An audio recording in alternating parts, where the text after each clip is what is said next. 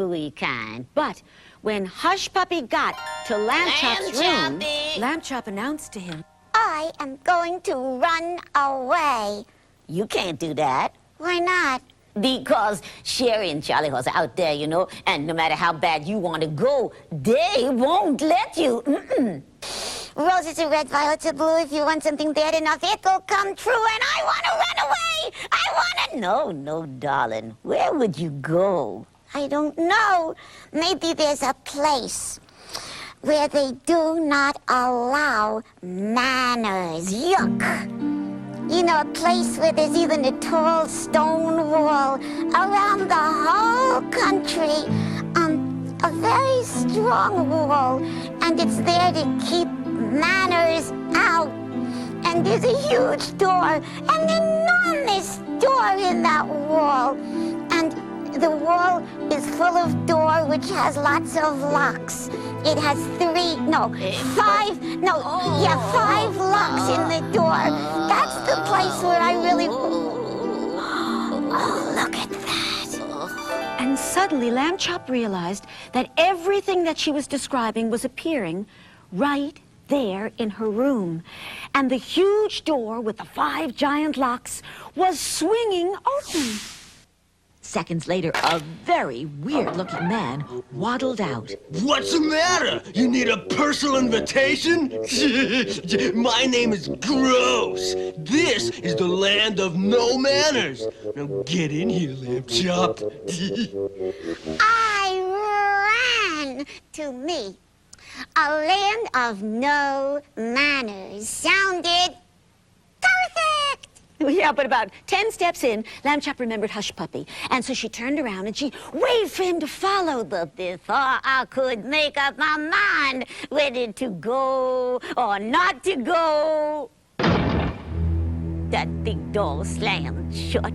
And I didn't know what to do. I was scared. So I ran to get Charlie Horse. But when Charlie Horse and Hush Puppy got to Lamb Chop's room, they saw nothing. No tall wall. No big door. No land of no manners. No Mr. Gross. No kidding. Okay, Lamb Chop. When you're finished hiding, you can come out from under the bed and go to sleep. But Lamb Chop was in the land of no manners, and the first thing Mr. Gross did gave Lamb Chop quite a scare. Yeah, he turned me over to the Dino Slobs. Oh, right, the Dinoslobs, coming right up. Now, you know, they looked like big, dangerous dinosaurs, but Lamb Chop knew right away that they weren't going to hurt her. No, I mean, their job was to guard the land of no manners and to make sure that no well-mannered kids ever got in. And no bad-mannered kids ever got out. Ever. Now, each Dinoslob was an expert at some different, disgusting, horrible habit. Like what? Oh, they had names to match. Yeah, there was Belcher. Belcher? Right at the gate. Yeah, and Belcher constantly and noisily, very noisily, liked to burp in other people's faces like this. Oh, my, yeah. He loved doing that almost as much as he loved combing that big hunk of yellow hair on top of his head. No, he had even more hair than that. Even more hair. Yeah, that's what he looked like. And then there was Filth. P-H-I-L-T-H, Filth. Yeah, he was dirty and disgusted and messy because he didn't bathe a lot. A lot. Ever. Yuck. Apparently, he didn't care if he offended other people. Offended? Yeah, he grossed them out. How's that for bad manners? But you know, the one that really interests me is Tantrum. Oh, what a temper. Yes, he had a terrible disposition, you know, and he didn't care about anybody else's feelings. And he just had a fit when he couldn't get his own way. What about Slobber?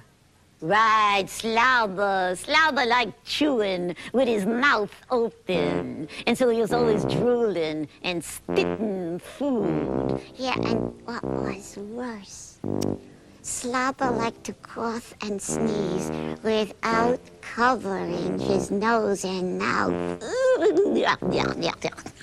Is that it? That's it. Nobody else? Nobody. What about Bumper? Bumper? You forgot Bumper.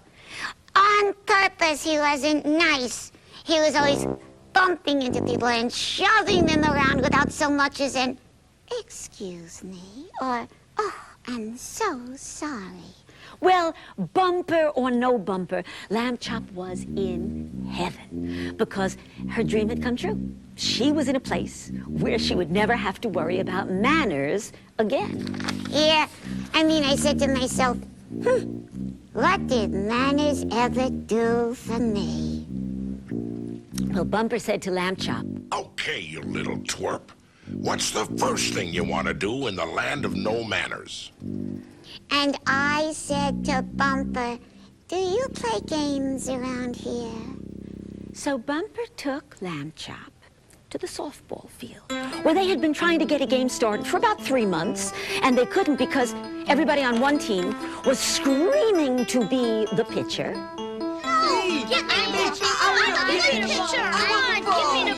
And as you probably guessed, everybody on the other team was fighting to be first at bat. No kidding. And so what you had was a pile of kids at the pitcher's mound scruffling for the ball. And you had a gang of kids at home plate struggling for the bat. Do you know what it's like to try? To try and play a game when nobody has the good manners to follow the rules. I couldn't stand it! Yeah, there was no fun at all. So Lamb Chop went to the television set and plopped herself down in front of the TV. Unfortunately, there were 20 other kids there too, each fighting to watch a different show. Which led to some pretty intense pushing and shoving and shouting and screaming, with the TV dial being switched from one station to another station, and another station, and another station. Yeah, I suggested that we talk it over and come to an agreement, but nobody would listen. There was too much hollering. Yeah, you can't watch television with other people when nobody will follow the rules. Nuh-uh. So Bumper said to Lamb Chop, let's go to the dining room. I was starving. Oh! Well, I'm not surprised because, you know, darling, you hardly had a bite of lunch and you didn't have any dinner at all. Yeah, I didn't even get to taste the peanut butter sandwich you made. No, darling. Well, the land of no manners dining room had a lot of long tables. Each one was surrounded by hundreds of, No, darling, dozens of yeah, maybe dozens of children. screaming. And from what I hear, the place was a mob scene, you know, with kids throwing food and eating it, picking it up with their fingers. And nobody cared that they had dirty hands. No, and I said to Filth, you know, P-H-I-L, however you spell it. Yes, yes. I said, excuse me, but I always wash my hands before I eat. What did he say? That big dinosaur pretended not to see me or hear me. He just ignored me. Well, I hear that Slobber sat down next to Lamb Chop next, Yeah. and he started chewing with his mouth open, making all kinds of smacking sounds, you know. That's what he did. How'd you know? And then Belcher sat down next to you? Belcher sat down and he burped right in my face. Like that. Oh, but you know, Lamb Chop was so hungry. She didn't worry about it. She just loaded her plate with lots of mashed potatoes. No, more mashed potatoes. No, I took a lot of mashed potatoes. Yeah, and a big hamburger. Yeah, that's it. A big hamburger, and I put that on my plate. But before Lamb Chop could get that hamburger into her mouth, a girl snarled, "Give me that." Hey, that's my hamburger! It's good.